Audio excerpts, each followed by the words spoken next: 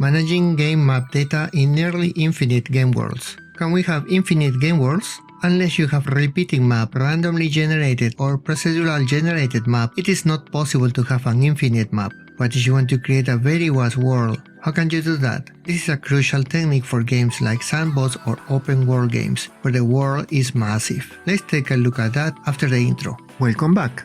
If you are new to the channel, I make games, and you can download many of my games from the link in the description below. An infinite map means the player can keep up moving in any direction indefinitely without hitting a boundary. Of course, we cannot actually create an infinite map due to memory and performance constraints, but we can create very large worlds that feel infinite. How can you load and manage the amount of data given that you have physical limitations like memory? We use a technique called chunking to load and unload sections of the map dynamically or create them on the fly as needed. There are many games that do things like that, for example Factorio. Chunks are small manageable sections of the map. As the player moves, chunks around them are loaded into memory, and chunks far away are unloaded. This way, we maintain a seamless experience without overloading the system. In some games, those chunks stay in memory. That means once you reach out the maximum memory your system can handle, those games may crash due to lack of resources or stop creating new chunks. So what do you need to manage those chunks? If your game can use 2D arrays to store your map data, you only need a class for each chunk, and each one will hold the data for that part of the map. You will store those portions of the map on disk, not in main memory, and you need a map manager, which will decide what chunk has to be loaded and unloaded at any given time. So we know now how to handle very large maps, but there is a problem with a 2D array. It starts at 0,